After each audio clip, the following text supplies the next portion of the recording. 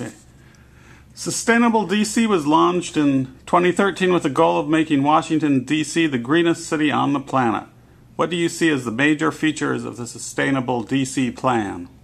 Well, I think I think that there's a number of things. One is that one of the major features of the plan is setting goals in 2020, 2035, and for the city to reduce the amount of greenhouse gas emissions, its carbon footprint, and certainly developing a more sustainable city on a number of metrics that create goals. So the plan sets out goals.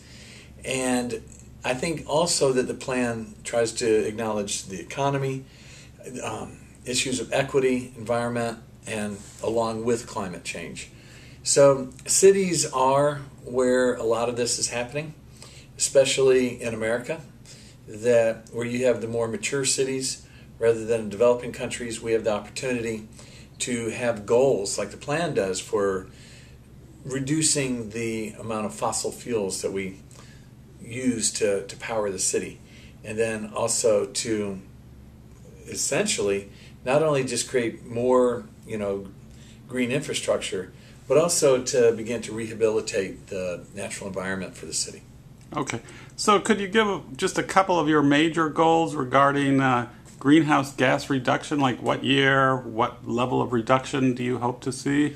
Well, we see a 50% reduction, where we expect to have 50% reduction in 2035, but I think that we need to revisit that. I know that on the out years we go up to an 80% reduction, but we see Germany, Denmark, and other cities like Copenhagen and Berlin that have goals of really trying to get to zero. And I think that we need to think about what would it mean to get to zero in 50 years. It doesn't look necessarily possible initially, but we know that the world is changing so rapidly and technology is changing rapidly, and that we're rethinking how we manage especially electricity and how we manage power in general, or energy, that we've made such great strides in electric vehicles, and we're also making strides in energy management. So I think that around energy, that's going to be one of the most important targets, and that's something that's going to change over time. But I'd like for the city to make a goal of getting to zero emissions. Okay, and a couple of the major ways you would do that are what? Well, certainly with power, with the use of batteries, we can get more to demand management. That is interesting. Elon Musk talks about his company as being a battery company, not just a car company. And so I think the other part of that is greater use of geothermal, greater use of other energy sources like a waste sewage system, that the transfer system generates so much heat that we should be able to use that heat for heating buildings in kind of a regional distributive energy plan. So I think that there's a lot of energy alternatives. For example, we're sitting in my office and no lights are on, and that is because we're trying to use passive energy in new ways, in smarter ways. I control light in my office with the shades, and it used to be in buildings you almost had to have your lights on. So I think how we use passive energy, how we continue to expand purchase, like the city purchases in aggregate all of its energy for its government buildings from wind power. The more that we can do aggregate buying, put more money into the market to make solar, wind, and other types of energy sources that are renewable viable, really is, I think it's going to be part of our future. Okay, and I know battery is really key, battery storage for using solar and wind 24 hours a day. Batteries are a way to store solar power, but continue to have power for your home or office through the batteries, even though the sun's not shining at night. So batteries are a way to store power, where generally the model has been feeding power constantly, that you constantly generate power, and then when demand goes up, you generate more power. And peak demand means you have to have greater capacity at all times, and so you have to have a more capital investment ready to go, whether it be nuclear, coal, or otherwise. With battery power, you can either add the batteries in during peak periods so that you don't have to have as much capital investment in the fossil fuel plants, but also, again, you will have battery power that you can turn over to at nighttime when you're not getting solar. Right. And that's one of the major issues. Another you mentioned was economic, and DC is noted for being divided largely along the Anacostia River, prosperous part and then kind of a poor segregated part. So how does that fit into your vision of the sustainable DC plan? Well, in our investments in solar, especially home-based solar, that we have about 10 small companies that did not exist before the city's investment in solar arrays on homes. So many of the people that work in these companies, and many of the companies and some of the companies that are owned, are certainly certified minority business companies, and the people that work for them are people that in DC that didn't have jobs before, that came through our job training programs at the sustainable energy utility that we have. So it's a pathway to jobs, and then with the passage of community solar, which means that we can put out a solar array and you don't have to get the power directly on the building that it is, you can use that solar power that you generate and turn it into electric credits against people's power bills in poorer parts of the city, seniors, for example. So if we put solar arrays on some of these churches that have huge, broad roofs, and we pay for it, and the church agrees to let us use the roofs for this purpose, then we can provide credits through solar for people on low income, especially seniors, by generating power in the city.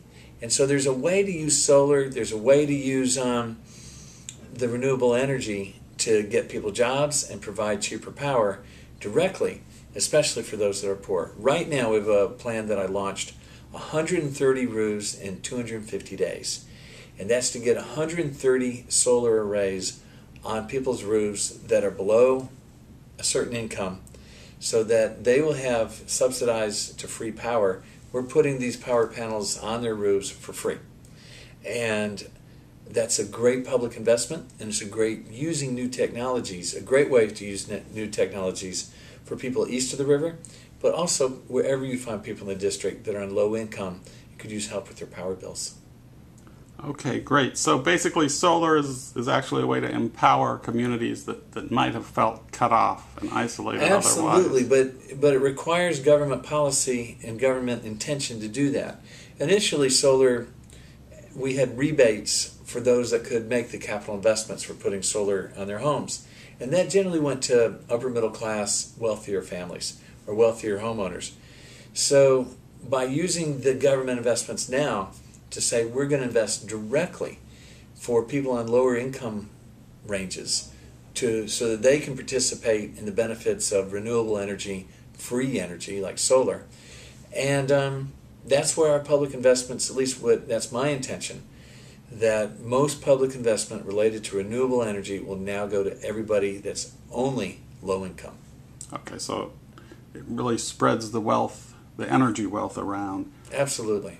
Okay, and a third component of the sustainability DC plan was transit and smart growth, including walkability and bikeability of neighborhoods. And when you were on the DC Council, you were especially noted for advocating and helping to bring changes like the bike share network.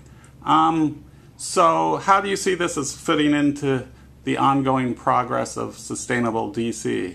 Well, definitely, if you don't have to get in your car and you're able to walk to the amenities that you need, like fresh food, great transit, your doctor's office, medical care, a drugstore, the health, physical activity places like parks or public rec centers or health clubs, that if that array of amenity is arranged in a way, the goal being for almost every resident in DC to have what I call 5-minute living, that they can walk to getting fresh groceries, going to a pharmacy, getting health care all within 5 minutes of walking there, it creates a very powerful way to live. And I know that when I was the council member for Ward 6, that through a lot of tax incentives, we went from 2 major grocery stores to where now we'll have 9 major grocery stores throughout the ward. It is, and each grocery store hires between 150 and 200 people. It's an amazing job creator.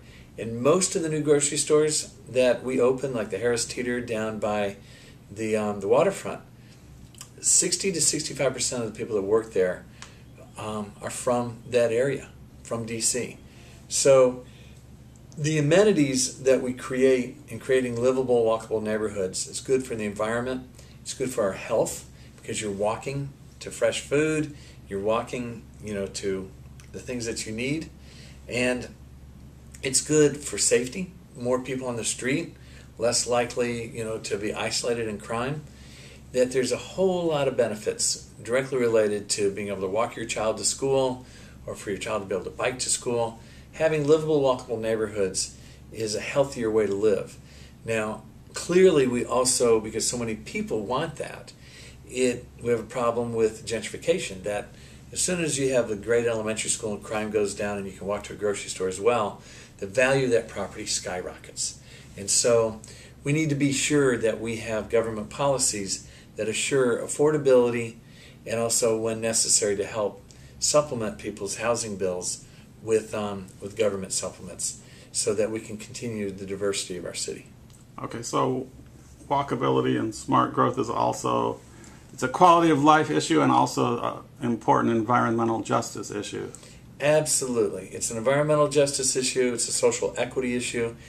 In coming here to the Department of Environment, that sometimes people feel that, the green movement, the sustainable planet movement, is really for those that have the time and affordability to care about it, people middle to upper middle class. And that's not necessarily true.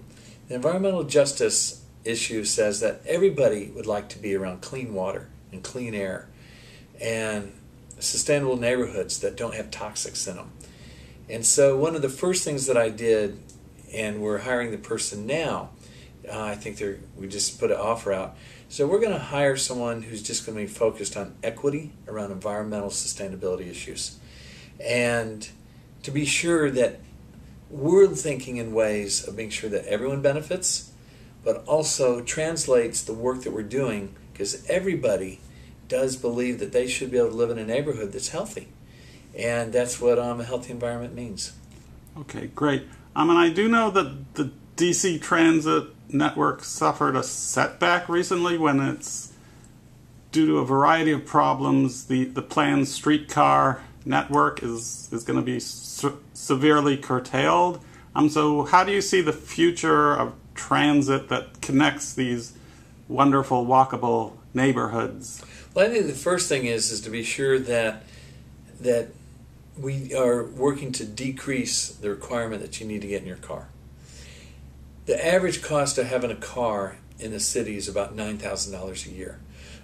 So if you're making $40,000 or $50,000 at best a year and have 2 or 3 children, if you have to just wipe out one car, that wipes out about $10,000 worth of cost. If you have to have 2 cars, that's $20,000 of cost. So if you're able to go to the grocery store by walking to the grocery store, walk your children to a neighborhood school, I think that's the first thing is to be sure that a pedestrian-oriented transit system is there, that there's sidewalks in your neighborhood, that you have safe streets, and that you have amenities you can walk to. Then when you get to transit, I think the concern I have is the affordability of great transit. I love that the circulator is always $1, because WMATA in the public metro system is going up, up, and up. Depending on how far you go on the subway system is how much more you have to pay. And that could easily be a huge portion of your income. And if you're taking your kids somewhere, that's a major cost. So I think that the fact that the city's kept the circulator at $1, it needs to be expanded much more through Ward 7 and 8. I know that the mayor is looking at, even though the streetcar has been a problem, it's an understatement, but the mayor intends on running the streetcar up Benning Road, out into Ward 7. That will remain at least $1. And from Ward 7 out Benning Road on the streetcar to Union Station, from Union Station you can go anywhere in the world. Right. So connecting that neighborhood in Ward 7, continuing to invest in a bus system like the circulator that stays $1. And I think that looking at employers providing more transit benefits is going to be helpful too.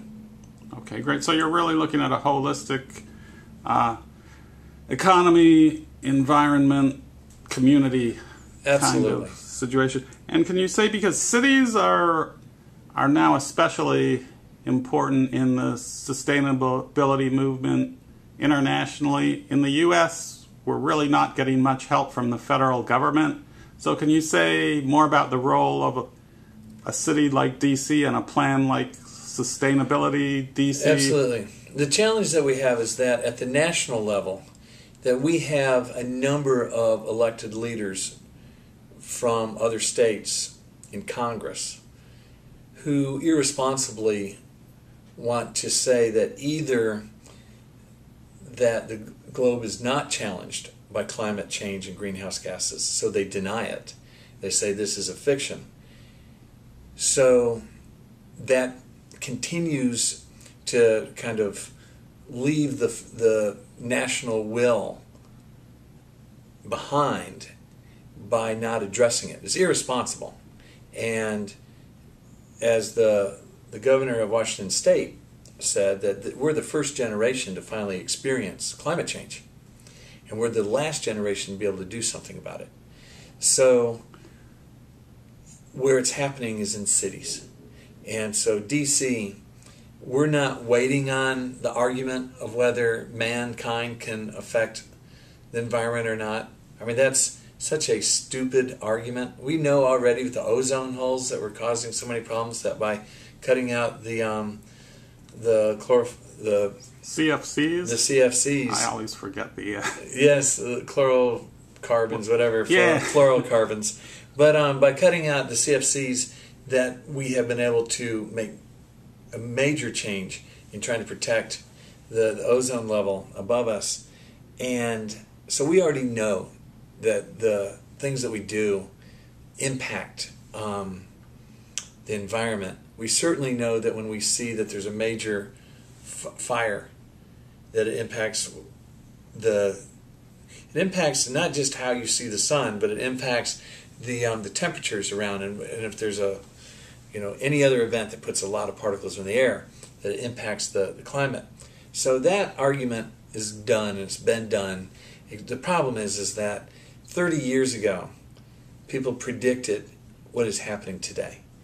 That if we didn't make a change, we would get violent storms, we would get a change in temperature, and it would begin to change the planet. Yeah, and we're seeing it in Texas among many other places. We've seen the floods in Texas. We've seen the strength of the hurricanes. We've seen in California where they don't have rain and they're running out of water. We see it here in D.C. We just had the hottest month of the year ever for May. So that's the hottest May in recorded history in Washington, D.C. We saw on Monday a fairly violent storm came through the city. The heat for long periods of time creates energy, and then it's expressed in not just the rain, but the way the wind blows. We saw that with the derecho that blew so much of the city's trees down and knocked the power out. So cities have to address it. We don't have a choice, and we have to be smart about it. So a Sustainability DC plan is a responsible plan in partnership of our leadership with our residents, with our businesses, with the people that depend on Washington, D.C., that we're going to address it here in the city. We're going to try to cool the city with more green roofs, plant more trees, restore the Anacostia River. We're going to cool the city as best we can. We're going to try to reduce our dependency on greenhouse gas emissions by having renewable portfolio for our energy use. And we're going to continue to try to deal with the fact that cars are the number 2 generator of emissions in the city that contribute to the bad ozone that you get at the lower level that creates greater heat in heat islands. So through the Sustainable DC plan, every city across the world needs to have a sustainable plan. And that's why the city's a member of C40. 75 cities that have joined together across the world to not wait on the politicians in Kansas, not wait on people that refuse to do anything about this. It's with our cities. And the cities are the only hope that we have for sustaining our planet. Yeah, we are an urban planet now, and it's up to the cities to take the lead. That's right. Okay, thank you very much. Thank you.